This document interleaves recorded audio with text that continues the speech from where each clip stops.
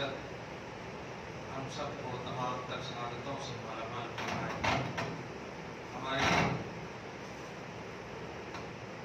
قرآن والے لمحے پچھلے بہت ہی بہتر ہو. اللہ سبحانہ ہم سب کی اور ہم سب کے اہل و عیال کی جان مال آبرو و عزت کی حفاظت کرے. آیت نمبر 109 کا درس ہونے والا ہے. پارہ نمبر 7 ہے اور سورہ نمبر 5 ہے. بہت ہی اہم بات ہے. قیامت کا دن ہوگا.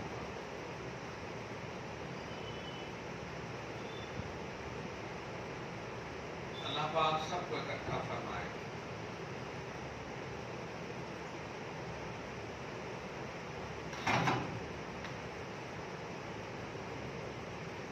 حساب و کتاب کا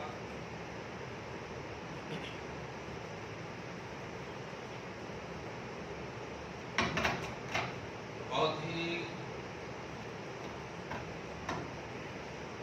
سن کر جب دل دہلنے لگتا ہے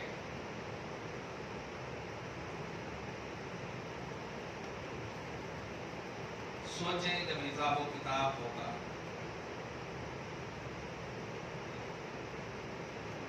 کیا ہو.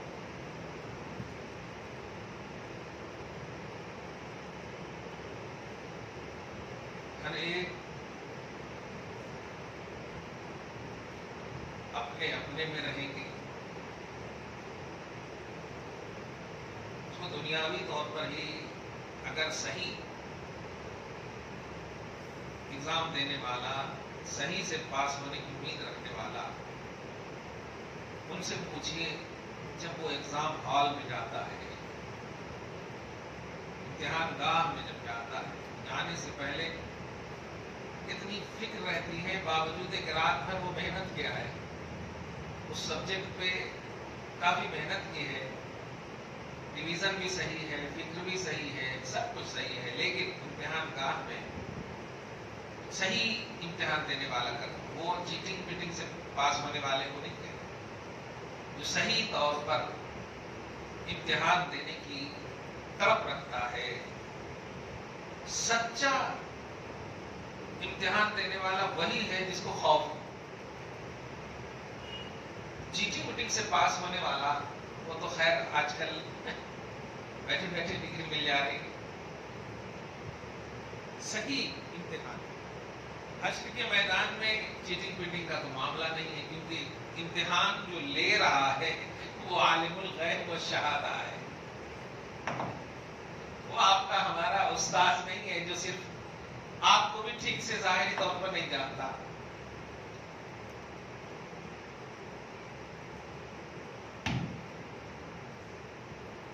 لیکن اس آیت میں ایک الگ عنوان ہے.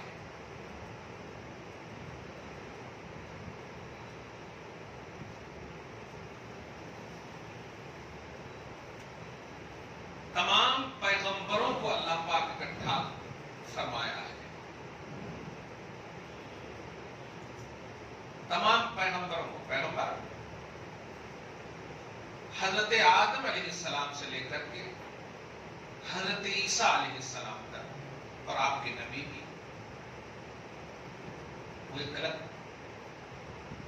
لیکن آیت میں دیکھیے یوم یجمع اللہ الرسل, یاد کرو اس دن کو جب اللہ تعالی سارے پیغمبروں کو اکٹھا فرمائے گا.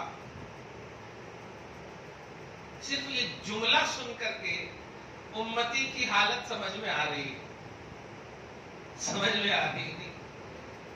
نبیوں کو, رسولوں کو, جو اللہ تعالیٰ کے سب سے ریسپیکٹڈ بندے,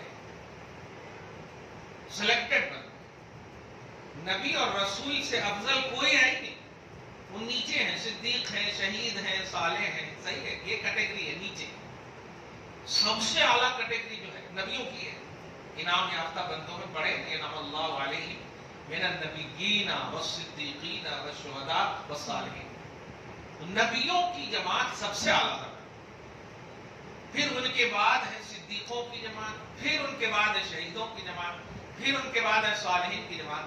اگر پوری عمر کو بھی اکٹھا کر دے اور گڑبڑی کچھ نہیں کیے ہوں گے تو زیادہ سے زیادہ صالحین کی جماعت میں جا سکتے ہیں. صحیح ہے. اور اگر کسی دشمن اسلام سے مار کھا لیا، قتل ہو گئے تو شہید میں جا سکتے. صدیق کا تو خیر مرتبہ ہی چھوڑیے. صدیق تو اس ذات کو کہتے ہیں جو کبھی جھوٹ بولا ہی نہ ہو. سچ جس پر ناز کرے اسے صدیق کہتے، جھوٹ جس کے قریب ہی نہ ہو. صادق بولتے ہیں بولنے والے کو، سچ بولنے والے کو. تو کبھی کبھی تو چور بھی سچ بول دیتا ہے کہ میں نے چوری کی. صحیح ہے کہ نہیں؟ اس کا یہ مطلب نہیں ہے کہ وہ چور نہیں ہے. لیکن صدیق اسے کہتے ہیں جو عقیدے اور اعمال اندر اور باہر، ظاہر اور باطن، جن کا آل ان آل صداقت پر ہو، سچائی پر، اسے صدیق کہتے ہیں. تو اس کے بارے میں بھی سوچنا پڑا. لیکن اگر شہید صالح صدیق میں آ بھی گئے، نبی میں تو نہیں جا سکتے. یہ تو ایک دم کلیئر ہے. نبی کی جماعت میں تو جا نہیں سکتے. لا نبی بعدی، محمد عربی صلی اللہ علیہ وسلم کے بعد اب نبوت کا دروازہ بند. یہ شرف اب کسی کو نہیں مل سکتا. Close chapter. سارے رسولوں کو اللہ سبحانہ جمع فرمایا. کس لیے جمع فرمایا؟ سوال کے لیے. سچ کہہ رہا ہوں، رونگٹے کھڑے ہو رہے ہیں اندر سے، سوچ رہے ہیں. سے بڑے کچھ لوگ ایسے بھی ہمارے کو ملے ہیں، ہمارے سینٹر میں بیٹھ کر کے ہمارے کو بولتے ہیں دے دیں گے جواب اللہ تعالیٰ کو. ارے باپ رے باپ، ایسا مت بولو. قسم خدا کی کتنا بھی آپ نیکیاں کر لو، جنت تو خدا کے فضل ہی سے جاؤ گے. خدا کے کرم، فضل اور رحمت ہی سے جاؤ. خدا نے فضل، کرم اور رحمت نہیں کیا، نہیں جا سکتے آپ. یہ ایک دم بالکل اپنی زندگی کا، اپنی ہر طرح سے اس کو گانٹھ باندھ لیجیے کہ آپ کسی بھی طرح سے اپنی بنیاد پر، ذات یا اعمال کی بنیاد پر جنت نہیں جا سکتے.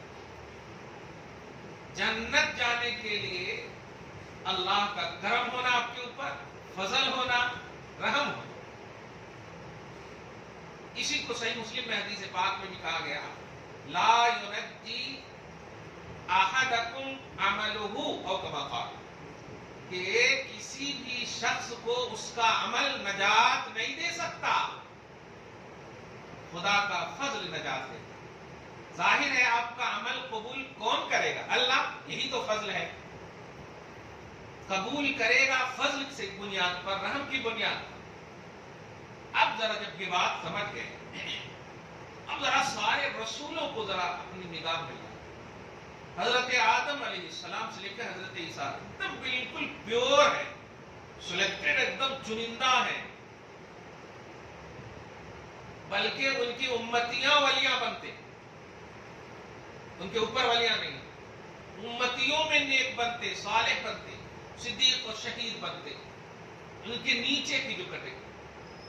اب اللہ اس آیت میں فرما رہا یوم یجمع اللہ الرسل، سارے پیغمبروں کو یاد کرو، اللہ پاک اکٹھا فرمائے گا. لیکن اس آیت سے تو اتنا سمجھ میں آیا کہ اللہ تعالی ہر سے ان کے لیول اور اسٹیٹس کے حساب سے سوال کرے گا، جس کا ایک صریح اور صاف مطلب یہ ہے کہ اپن بھی اپنا لیول، اپنا اسٹیٹس ہمیشہ نگاہ میں رکھنا، برقرار رکھنا. چنانچہ آگے فرماتا فیقول، اکٹھا فرما کر کہے گا ماذا اجبتم، اے میرے ہر پیغمبر، اے پیغمبروں کی جماعت، مجھے ایک ایک کر کے بتاؤ جس قوم میں تم کو بھیجا گیا اس قوم نے تمہیں کیا جواب دیا. سمپل سا سوال ہے. اگر دیکھیں قوم نے اگر بلیو کیا ہوگا تو کہا ایمان لائے، نہیں کیا ہوگا تو کفر کیا. سمپل جواب ہے نا. لیکن کمال ادب دیکھیے، اللہ کے یہاں جو بندہ جتنا بلند ہوتا نا، ادب، تواضع، انکساری اس کے اندر اتنی ہوتی. اکڑتا وہ ہے جو گھمنڈ اور غرور کی دنیا میں رہے، جن کے اندر وصف شیطانی، اور جھکتا وہ ہے جس کے اندر وصف رحمانی. اب ذرا سوچئے، ایک سوال کیا سے کیا جواب دیے گئے؟ سمپل سا جواب تھا کہ اتنے لوگوں نے مانا، اتنے لوگوں نے نہیں مانا. اللہ آگے فرماتا ہے جو نبیوں نے کہا، رسولوں نے کہا، قالوا لا علم لنا، سبوں نے جواب دیا ہمارے پاس کچھ علم نہیں. اب ذرا بتائیے کیا واقعی علم نہیں تھا؟ اللہ کا انتخاب ہے، وہ سلیکٹڈ ہے. وہ اس لفظ پہ غور کریں تو در حقیقت ایزی ذہن اگر وہ ہے، ان کے پاس اب علم نہیں تھا تو اللہ تعالیٰ نے نبی کیوں بنایا؟ ایک سوال ہوتا آٹومیٹک. لیکن نہیں، لا علم لنا یہ کمال ادب کی بنیاد پر کہا. کمال ادب کی بنیاد پر، اے اللہ میں تو مخلوق ہوں، بندہ ہوں، پیغمبر ہوں تیرا، سلیکٹڈ ہوں تیرا، سب اپنی جگہ پر ہے، لیکن تیری بارگاہ میں جرأت علم نہیں کر سکتا. تیری بارگاہ میں علم کی جرأت نہیں کر سکتا، فہم و معرفت کی جرأت نہیں کر سکتا. اس لیے کمال ادب یہی ہے کہ بول دیا جائے لا علم لنا، ہمارے پاس کچھ علم نہیں ہے. کیا کمال ہے! ذرا غور کریں، ذرا سی ہم لوگوں کو کچھ مل جاتا، میں کے نعرے لگتے، اور یہاں اللہ پاک نے دیا اور وہی پوچھ رہا ہے.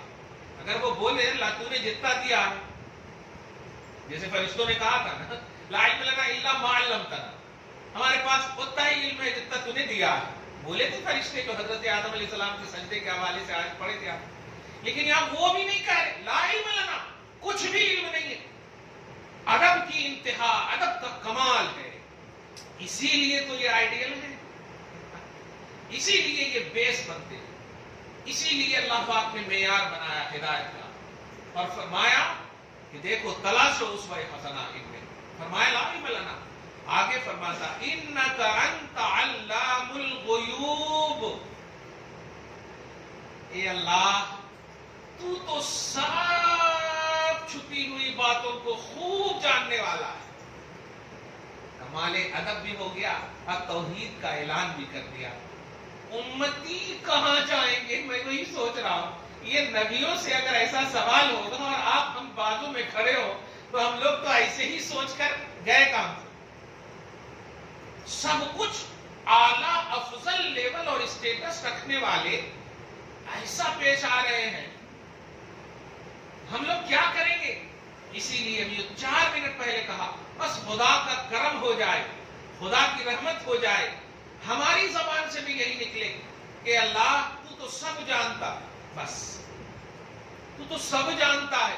اور یہ اس لیے نکلے، اگر رب کہے کہ نہیں بتانا پڑے گا کہ نہیں مولا، جن کو معلوم تھا مجھ سے زیادہ، وہ نبی انہوں نے تو کہا ہمیں کچھ نہیں معلوم ہے، میں کیسے بتاؤں، میں تو ان کی اتباع میں ہوں.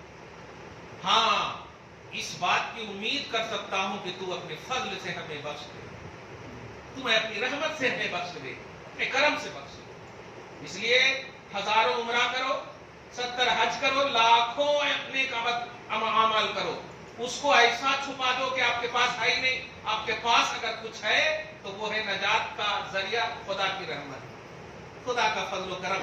اس کی امید آپ کر کے اللہ کے سامنے رہیں. اسی لیے حساب جہاں پر ہوگا نا وہ میدان محشر نہیں ہے. میدان محشر کی ایک خاص جگہ ہے جس جگہ کو بولتے ہیں موقف. موقف یعنی یوں سمجھے میدان ہے، لیکن حساب جہاں پر ہوگا نا وہاں پر ان کو آنا پڑے گا، اور اس جگہ کا نام موقف ہے. پر اللہ پاک موقف بولے تو کھڑے ہونے کی جگہ، وہاں پر سب کو کھڑا ہونا ہے. قسم خدا کی ہم تو اسے امید رکھتے ہیں کہ نیک بس حضرات نیک و کار جتنے بھی ہیں کھڑے ہو جائیں، پھر ہماری باری آئے، تاکہ ان کے کھڑے ہونے کے قدم کی برکت کی نشانی کی برکت سے ہماری بھی نجات ہو جائے. اور اللہ تعالیٰ وہی منہ سے نکالے جو جنت کا بیس رکھا ہے اور بنیاد رکھا ہے. یعنی اے اللہ ہم بس تیرے فضل کے متلاشی تھے، ہیں اور رہیں گے. جو کچھ کیا ہے وہ سب تیرے لیے کیا ہے. اور انکا انت علام الغیوب، تو بہتر جاننے والا، سب غیب کو جانتا ہے. اتباع شریعت اور اتباع نبوت یہ نکلے زبان سے. تو یہ ہے کمال ادب. اصل میں اتنی تفصیل اس میں اس لیے کر رہا ہوں کہ اس آیت سے دھوکے میں نہ پڑیے گا کہ غیب کا جاننے والا اللہ ہی ہے. ایسا عقیدہ یہاں دینا نہیں چاہتا اللہ تعالیٰ. نبیوں کو اللہ نے دیا، پھر بھی نبی کہہ رہے کہ ہمارے کو نہیں معلوم. اس کا یہ مطلب نہیں کہ نبی کی عزت اللہ کے پاس نہیں، عظمت اللہ کے پاس نہیں. جتنے بھی انبیاء کرام آئے سارے نبیوں کو اللہ نے ان کے لیول کے حساب سے غیب کا علم عطا فرمایا. اور وہ اس لیے کیونکہ نبی کو اگر نہ ملتا تو پھر وہ ایکسپلین کیسے کرتے، وہ بتاتے کیسے امت کو. اب اس کی آگے والی آیت کو اس کی خود وضاحت آ رہی ہے حضرت عیسیٰ علیہ السلام کے حوالے سے کہ اللہ پاک ان کے لیول اور اسٹیٹس کے حساب سے غیب کا علم عطا فرماتا. اور لفظ عطا ہی سے شرک شکن عقیدہ ہے کہ عطا اس کو بولتے ہیں جو گفٹڈ ہو، اور اللہ کا علم جو ہے یہ گفٹڈ نہیں ہے، وہ ذاتی. اللہ کا علم کسی کو، اللہ تبارک و تعالیٰ کا علم جو ہے اسے کسی نے عطا نہیں کیا ہے، اس کو خود ہے. اسی لیے وہ خدا ہے. خدا اسی لیے اس کو بولتے ہیں کہ وہ خود ہے، اس کو کسی نے عطا نہیں کیا. لیکن جو سلیکٹڈ بندے خصوصاً انبیاء اور رسول ہیں ان کو اللہ پاک نے ان کے لیول کے حساب سے، مثلا موسیٰ کی قوم جتنی ملی، اللہ پاک نے جو ان کا دائرہ، ان کا کنڈیشن دیا، وہ اللہ پاک نے پورا بایو ڈاٹا عطا کیا. یہ ہے تمہارا، یہ ہے تمہارا، اور یہ ہے ان کے، اور ایسے ایسے آپ کو کام کرنا ہے. یہ پورا سلیبس جس کو کہتے ہیں قوم کا، پورا بایو ڈاٹا، پوری تفصیل یہ قوم کا جاننا اس لیے ضروری ہے تاکہ خدا کا پیغام پہنچا سکے. اس کو یوں سمجھیے اور کہ اگر کوئی مطلب یہ کہ دنیا میں آپ دیکھیں پوسٹ مین ہی کو آپ مثال میں لے لیں، حالانکہ یہ تشبیہ غلط ہے لیکن سمجھانے کے لیے کہہ رہا ہوں. اگر اسے ایڈریس نہ معلوم ہو تو وہ پہنچا نہیں سکے گا پیغام. آپ کے گھر کا اگر خط ہم نے بھیجا اور اس میں ایڈریس نہیں لکھا تو خط نہیں پہنچ پائے گا. خط، پیغام، رسالہ یہ سب کو سمجھ لیا، سمجھ رہے؟ تو اللہ کا پیغام موسیٰ کو دیا گیا. اب موسیٰ کو کہا کہ اس شخص کا ہے یہ پیغام، تو اب ایڈریس تو ہونا نا موسیٰ کے پاس، تب نہ وہ پہچانیں گے.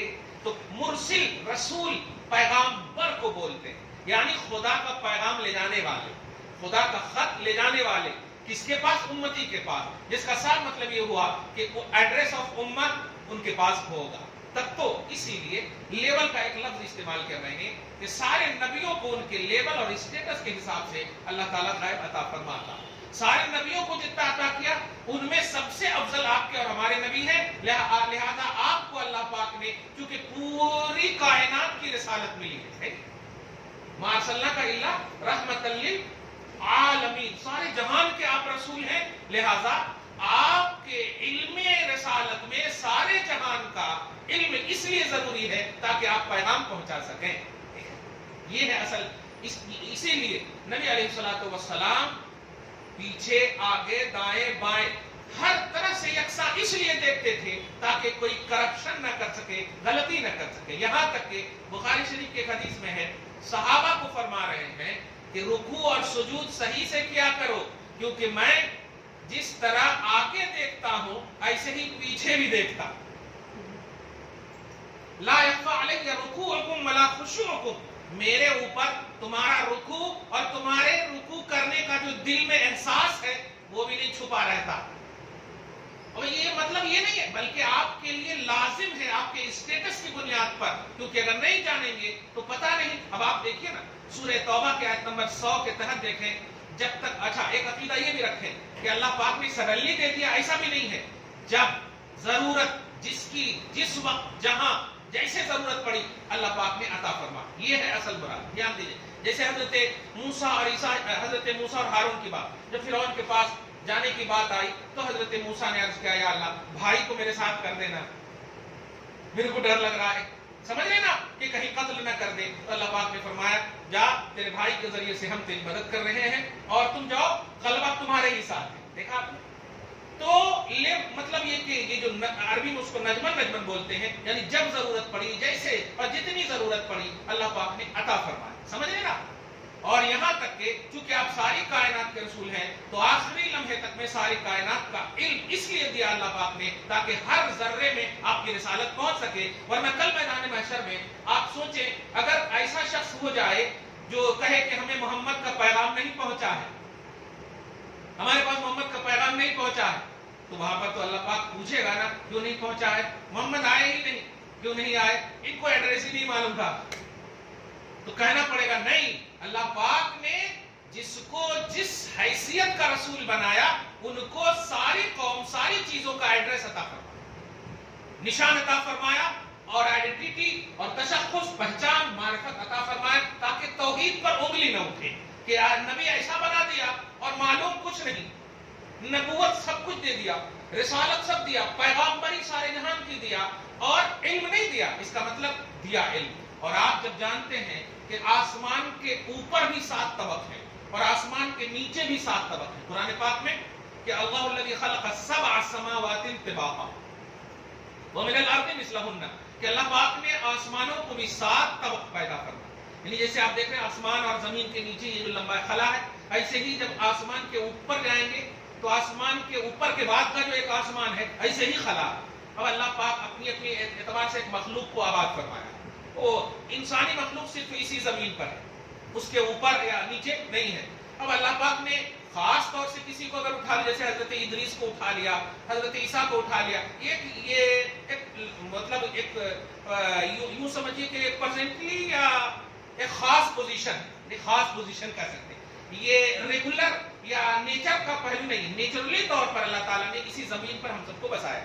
باقی زمین کے نیچے دیکھیں آپ تو زمین کے نیچے بھی پانی ہے, پھر پانی کے نیچے کیا ہے وہ سب اللہ تعالیٰ جانتا ہے اور اپنے حساب سے ہر مخلوق کو وہ آباد فرمائے. اب ذرا غور کیجئے گا اور اپنے رسول اور اپنے امت ہونے پر ذرا فخر کیجئے گا کہ میں اس نبی کا امت ہوں جو نبی کا پاور دیکھیں آپ. جب رسول سارے جہان کے رسول ہیں, لفظ جہان پر غور کریں, اور جو ابھی قرآن کی آیت پڑھا میں نے 7 طبق اوپر اور 7 طبق نیچے, تو رسول صرف آدمی کے ہیں نہیں, سارے جہان فرمایا, رحمت للعالمین فرمایا. یہ نہیں فرمایا وما ارسلناک الا لآدم یا للآدمیین, آدمیوں کا رسول بھیجا بنا کر نہیں فرمایا, سارے جہان کا.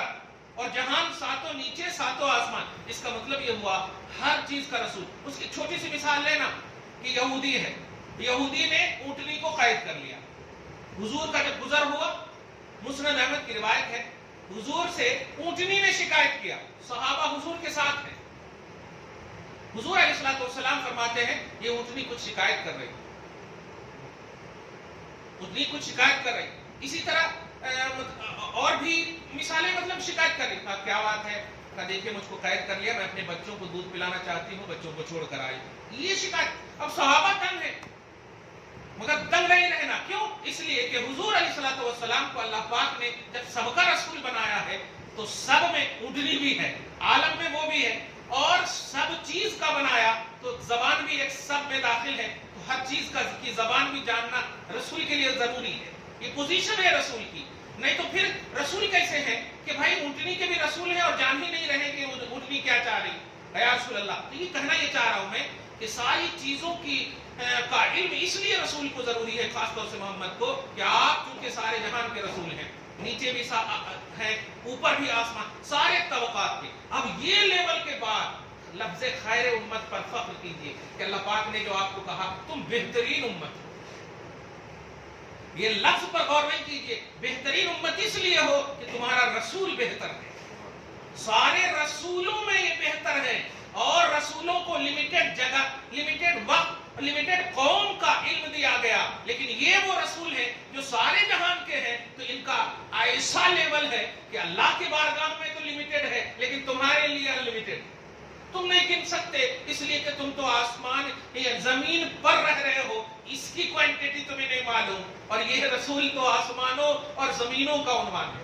معراج میں بھی دیکھا آپ نے, پہلے آسمان پہ, 6ویں آسمان پہ, 7ویں آسمان پہ, سدرۃ المنتہا. میں وہاں پر ایک ذرا غور کیجیے, حضرت جبریل علیہ السلام کیوں رک گئے؟ ذرا غور کیجیے گا, سید الملائکہ ہے, کیوں رک گئے؟ ان کی تو حد پرواز کی انتہا نہیں. اللہ پاک نے 600 بازو عطا فرمائے ان کو, 600 بازو, بازو بولے تو پر, اور ایک بازو کی حیثیت یہ ہے کہ عربی میں جملہ ہے کہ آسمان اور زمین کو ڈھک دے. ایک بازو وسعت اتنی ہے ایک بازو کی کہ اگر وہ ایک بازو کھول دے تو کتنے پورے آسمان کو ڈھک دے, پوری زمین کو ڈھک دے. ابھی تو 599 باقی ہے. ایک بازو کا لیول یہ ہے, وسعت یہ ہے. اب ذرا غور کیجیے, اتنی وسعت رکھنے والے جبریل علیہ السلام جب 7ویں آسمان پہ جا رہے ہیں تو کہہ رہے ہیں نہیں. یہ نہیں کا مطلب سمجھ رہے آپ؟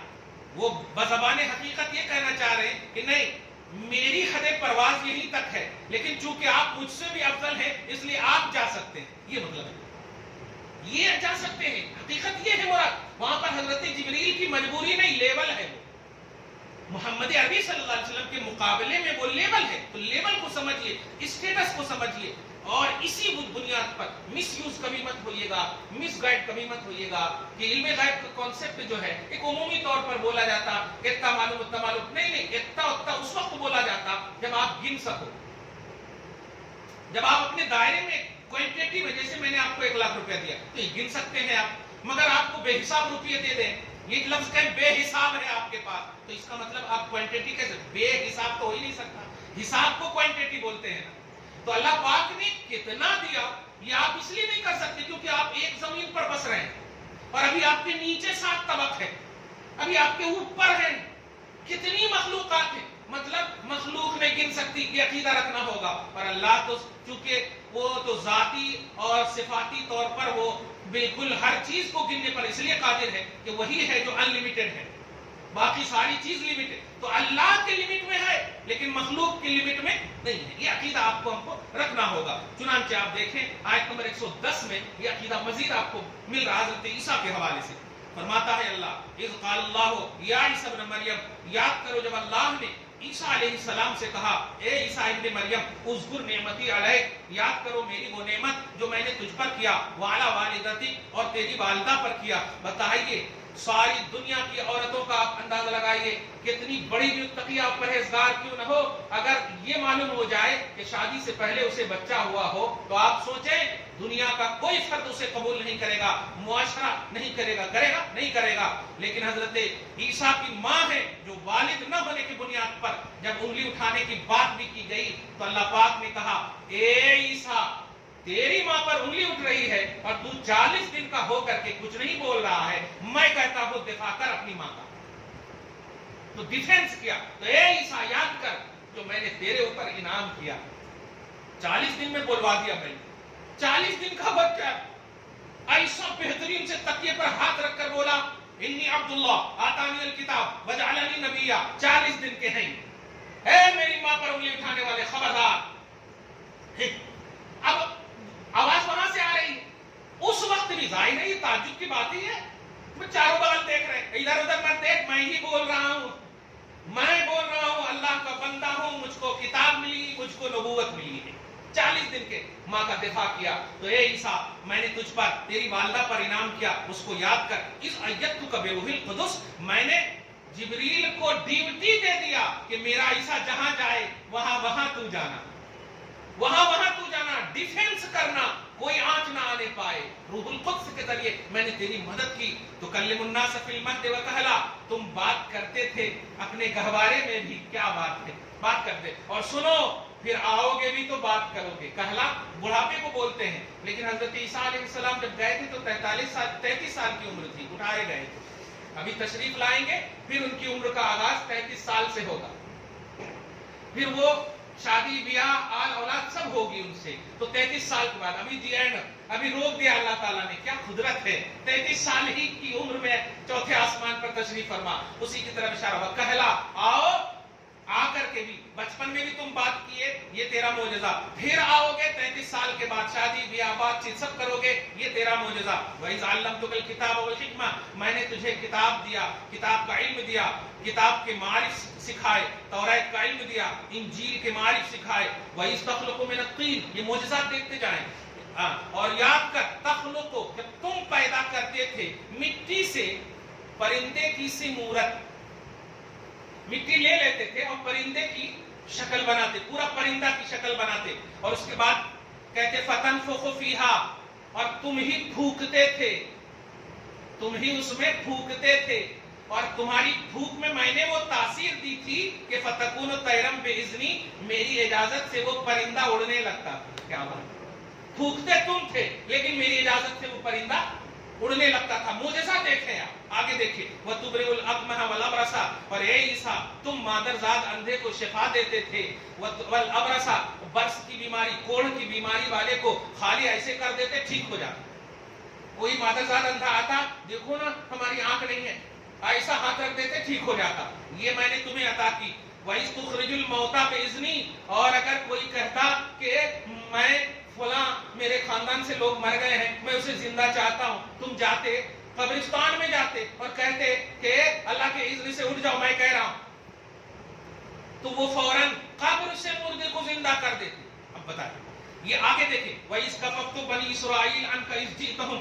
اچھا، اور سن، جب یہودی تم کو مارنے کے لیے آئے تو میں نے اٹھا لیا، میں نے اٹھا لیا، اوپر کھڑکی سے میں نے اٹھا لیا، اور تم معجزات پہ معجزات لے کر آئے. کافروں نے تمہیں کھلی مطلب یہ کہ کھلی جادوگری کا فتویٰ دیا، لیکن تجھ کو میں نے دفاع کیا، بچایا. اچھا، پارہ نمبر 4 میں سورہ آل عمران میں آیت نمبر 49 میں ایک اور بات ہے کہ تم اپنی قوم کے تمام بچوں اور بڑوں سے اکٹھا کر کے کہتے تھے تم یہ کھا کر آئے ہو نا، ہاں، تم وہ کھا کر آئے ہو نا، ہاں. سب پریشان ہے، یہ تو کس کو بھی نہیں معلوم. میں تو اندر جیسے ہے نا بھائی، آپ دال روٹی کھا کر آئے مگر آپ رہیں کہ بریانی کھا کے آئے، تو آپ سمجھ رہے. اگر میں بول دوں دال روٹی کھا کر، آپ کو کیسے معلوم؟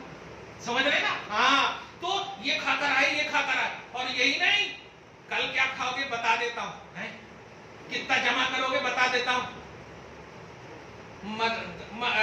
مطلب یہ کہ انبئکم بما تأکلون وما تدخرون، سورہ آل عمران کی 49 میں، کہ میں تجھے بتا دوں گا کہ تم جمع کیا کرو گے اور کھاؤ گے کیا.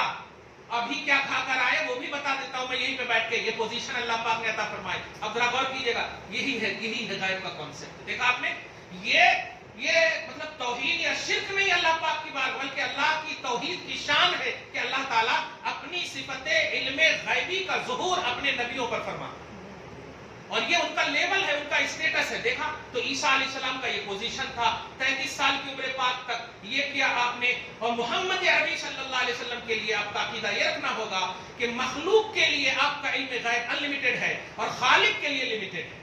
مخلوق آپ کے علم غیب کا احاطہ اور ادراک لمیٹیشن میں مخلوق نہیں کر سکتی. کیوں؟ اس لیے کہ آپ سارے جہان کے رسول ہیں. رسول بولتے پیغام پہنچانے کو، اور سارے جہان میں نیچے 7 طبق زمین ہے، اوپر 7 طبق آسمان ہے. غرضے کے اللہ کے علاوہ جتنی بھی چیز کو چیز کر سکتے ہیں، ہر اس چیز کے یہ رسول ہیں. لہذا ہر اس چیز کا علم رسول کے لیے ضروری ہے.